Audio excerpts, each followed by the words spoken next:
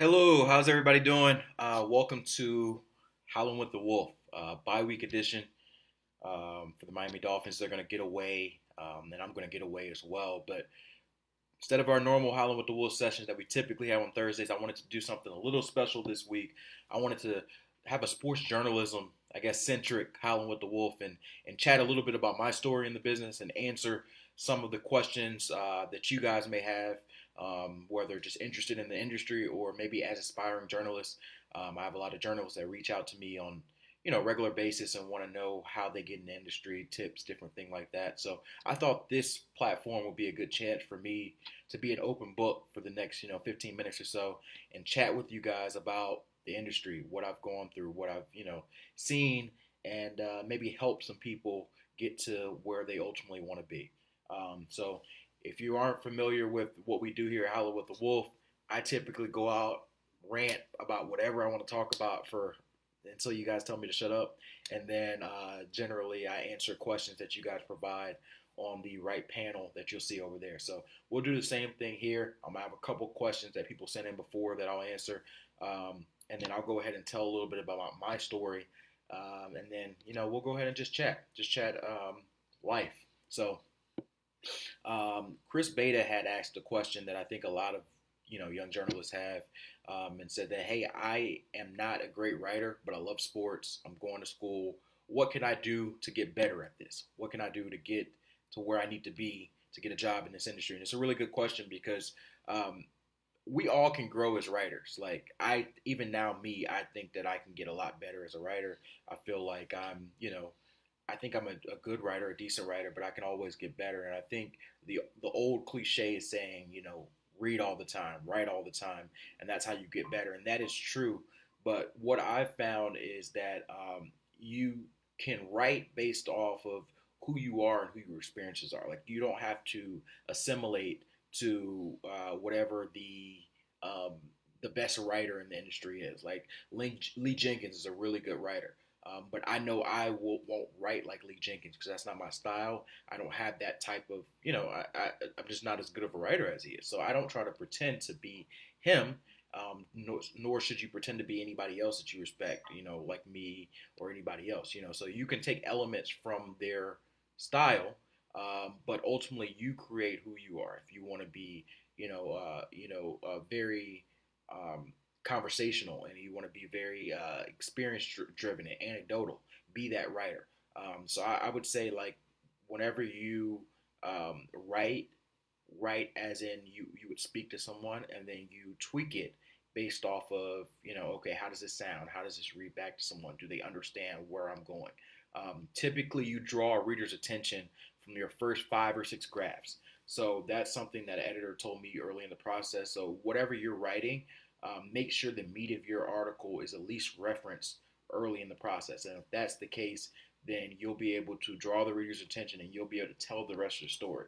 If you don't get to the meat of your story by, the 10th or 12th, sentence or graph of that piece, then your reader's already gone. He's going to the next piece. We're a short attention-based society. So writing is about drawing the reader's attention and making sure that whenever you write something, it's something that you completely understand, that you enjoy, and that you can, find a way to get the audience interested in what you're doing. So I think that you're well on your path. I think that, the biggest thing for young journalists is to do what they want to do. Like you write, create a own platform, create a podcast, create a blog. Even if it's just you and your friends reading it, it's something that continually gets you repetition. It gets you better at your craft.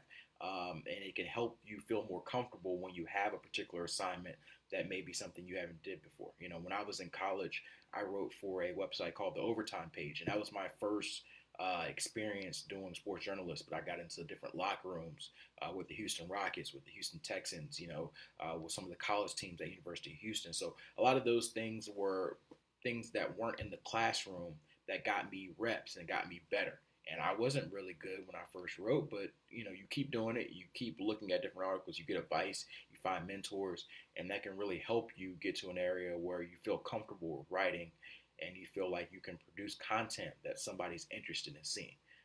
because we're in an age now where all of these different platforms are out here. It's not just ESPN. Like ESPN is a great platform and it's provided a lot for me, but there are so many different websites here that you don't have to work for ESPN to get content out. You could work for your own website. You could work for a local small website and still get those contents out. So, Chris, if I was giving you advice, I would say that get a blog or find a blog where you can continue to write, continue to be in areas and try to find sporting events that you can cover. If you're going to the University of Tennessee, like you're saying, reach out to Vols events. You may not be able to cover the football team as a freshman, but you may be able to, cover the baseball team or the volleyball team or the soccer team. And those are ways that you can get your reps up for this industry. So that's what I would say. Um, and then I guess I'll just go ahead and go with a little bit of background for me. Um, this is my fourth year covering the NFL for ESPN. This is my second year, but I got into sports journalism probably as um, in high school. Like my junior year in high school is when I really decided that hey, this is something that I think I want to do, and it was something where I played sports and knew that I wasn't going to go to the league in any of these sports.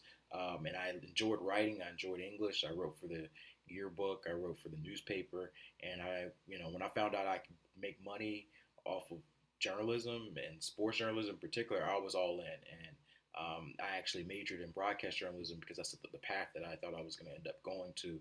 And I got my first job at the Denver Post working for print journalism. So I ended up molding both of them together at ESPN where I can write and do video.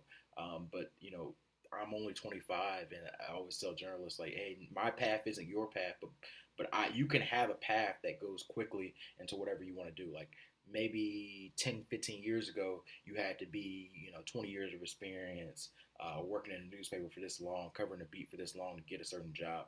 These days, they want diversity.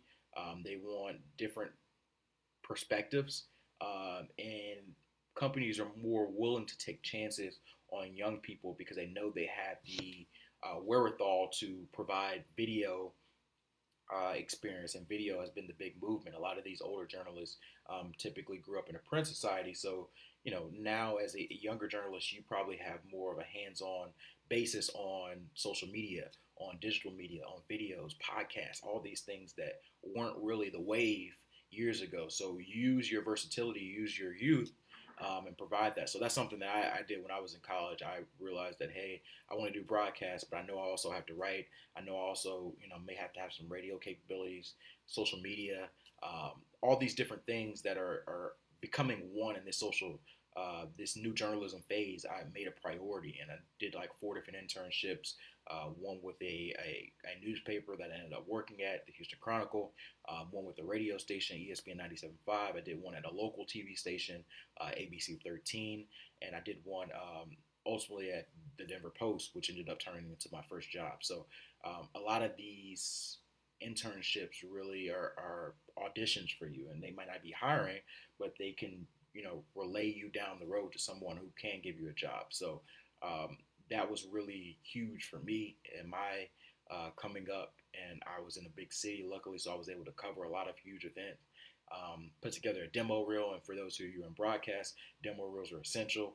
I look back at my demo reel from 4 years ago, and I'm like, oh man, I was terrible back then. But like that was like my first wave to get into the business, and that was my first interest in. And when I was thinking about going the local TV route, that was so integral for me to potentially get a job. So that's something that you have to spend a lot of time on.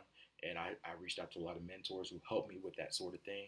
And that's something that for those of you who want to get into TV, you can't get into TV unless you have some sort of demo reel or some sort of clips of what you're doing. So I think that most importantly, if you're trying to get in this business, know that hey, this isn't this isn't all glamour. Like that's one thing that I always tell people, particularly on the TV side of things, because everybody's like, oh, I want to be the next SVP, or I want to be the next Stephen A. Smith, or I want to be the next Lisa Salters. And that's great. Those are great dreams. And yes, you might be able to do it. And yes, you should strive for it.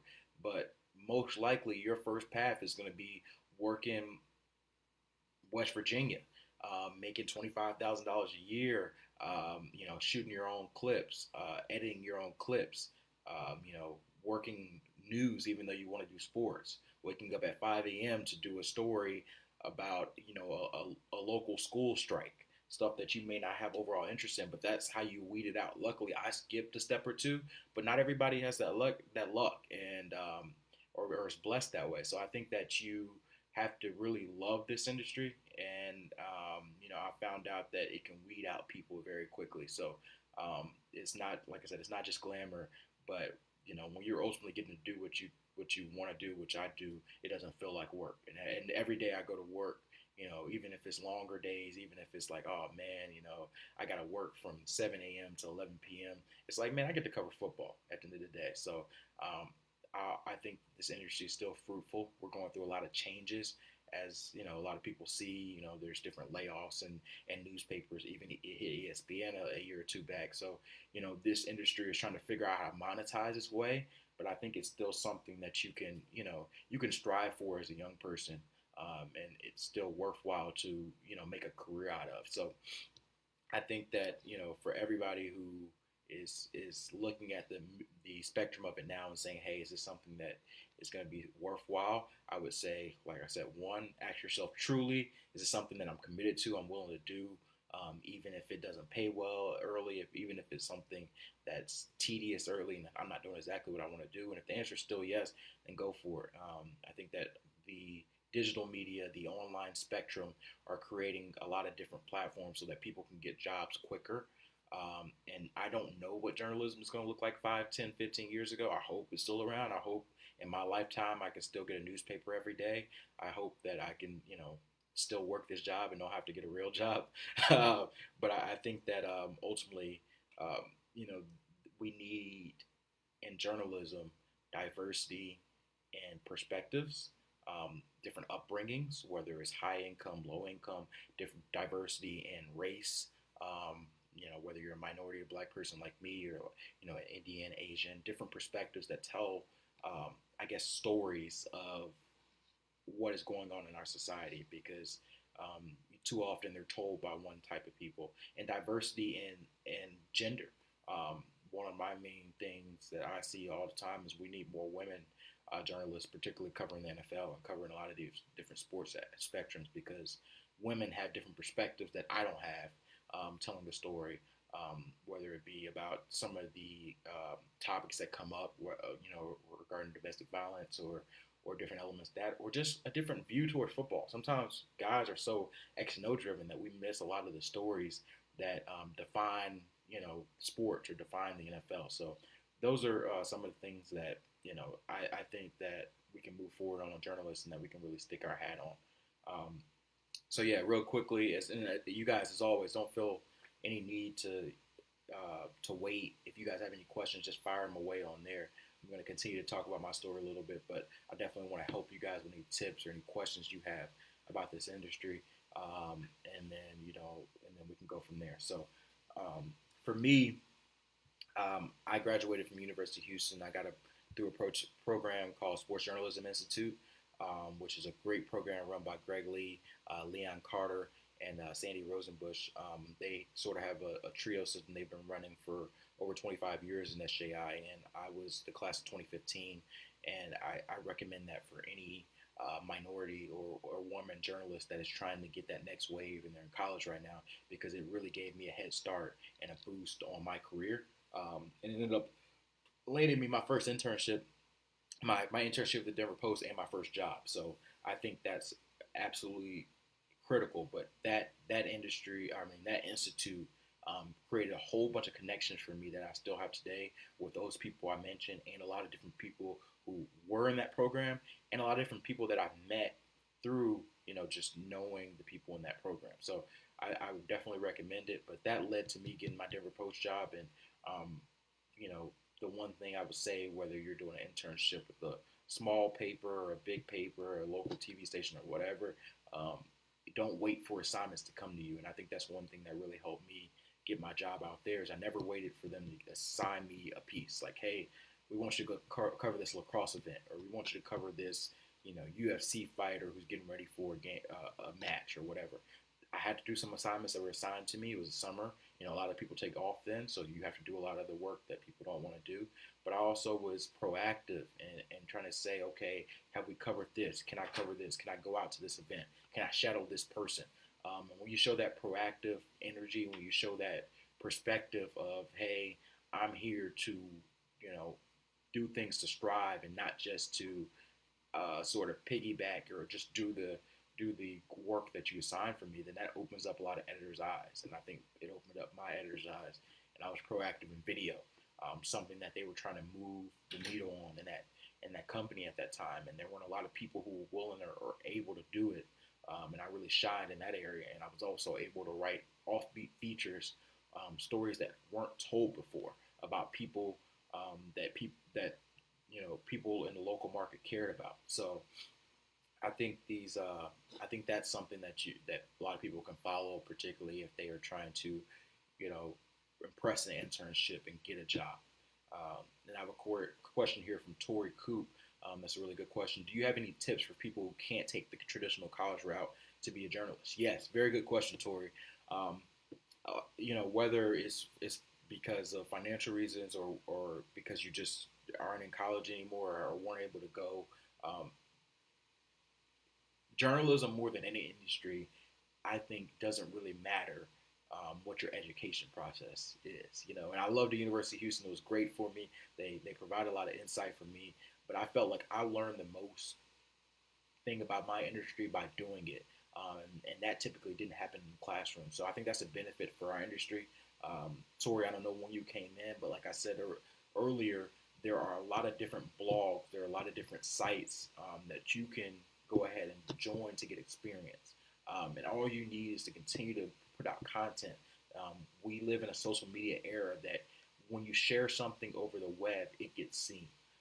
So there are a lot of people who are a part of blogs, whether team blog sites, whether their own blog sites, or whether from a small company where they can continue to write different pieces, where one, they can build a portfolio, and two, they can open up eyes for companies that are looking for young journalists to get into the wave. So I would find a niche for you that you feel really comfortable in, and then I would pursue it head on. If you're a fan of a particular team, look out for their different fan sites. Oftentimes and it may be something you have to do for free to get your portfolio up, but a lot of times they're looking for writers. What do you feel really comfortable in? Do you feel like you can, do X and O's? Do you feel like that you can, break down film? Do you feel like you can write commentary about a different piece? Do you feel like you're really good in draft coverage?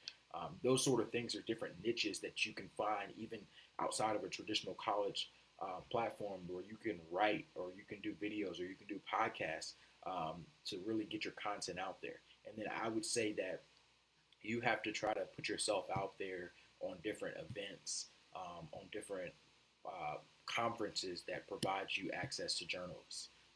NABJ is an organization I'm a part of, National Association of Black Journalists, and they have a conference every year. There's one in Miami coming up this summer, and that is so beneficial for young journalists who are trying to get in the industry because you meet so many people who are, one, trying to give you a job, two, trying to help you get a job, or three, are in the same path as you and can share some tips of how they got through different things. Whether it's for this year, an immediate thing, or something down the line, oftentimes the people set you up for jobs. I tell this story all the time. I have never applied to a job like Dry applied to a job and got it. Every job that I've ever got, whether it's ESPN, whether it's Denver Post, whether it's Houston Chronicle, every job that I've got in this industry has been because somebody knew me and contacted me, or I knew somebody who contacted that company for me. It's the way journalism is. You have to know somebody, or somebody has to know you for you to get in. So you have to figure out a way, how can you get yourself in front of people who move the needle? And like I said, those conferences, reaching out to people as different mentors, and trying to find your niche in a blog, a podcast, or video that can set you apart and make you different. So that would be my advice. I think there's plenty of chances for you to still, be able to get yourself in this industry without college. Because I think that I probably still would have been able to get in this industry even if I didn't go to college. So I think there are a lot of companies that hire people even without a college degree, and they definitely hire people without a college graduate degree for journalism. So I hope that answered your question, Tori. I think that's a really good point because a lot of people are trying to, whether they went to college and then decided to change their career path, or never went to college, or are just trying to figure out exactly what they want to do. There are a lot of people in your same path, and I think that you will be pleasantly surprised that there is a way for you to get into this industry. So, if you guys have any questions like Tori, go ahead and fire them away. I'll be on for a few more minutes, and then I gotta go. I gotta do a few things before I head out for the bye. But I think this is hopefully really informative for folks that are trying to. Sometimes we get stuck. I know as journalists, that summer when I was at the Denver Post, I had applied to maybe 100 different TV stations. I was going to go the local TV route, and I only heard back from like three, and I ended up getting a job offer from one, and it was like market 172 in like Tennessee, North Carolina, and like the boonies. And I was gonna have to take it. It wasn't gonna pay me anything, but I was gonna have to take it until before the Denver Post called. So, and now I'm at ESPN. So a lot of times people get frustrated because it doesn't go the way they want. But I think ultimately, if you're committed and you provide content that makes people open their eyes, then that can be a way for you to separate yourself in, and you could have a role in this industry. Rudy Castillo, I hope that I pronounced that right, Castillo, said, "Hey Cameron, what is your opinion on journalism degree? A to Z Sports recently spoke at my university, and they believe journalism is kind of dying. I would like to hear from your perspective." Good question. I talked about this a little earlier, and first I'll attack the journalism is dying thing. We've been hearing this for years, and I can't say for certainly that journalism is going to be here in 20, 30, 50 years. I hope it is. But I think journalism is evolving. I don't think it's dying. I think that we are trying to figure out how to monetize an industry that's often been free. We gave people free content on the internet for so long that now we're trying to figure out how to put the cat back in the in the bag and try to get it back, and it's hard to do that.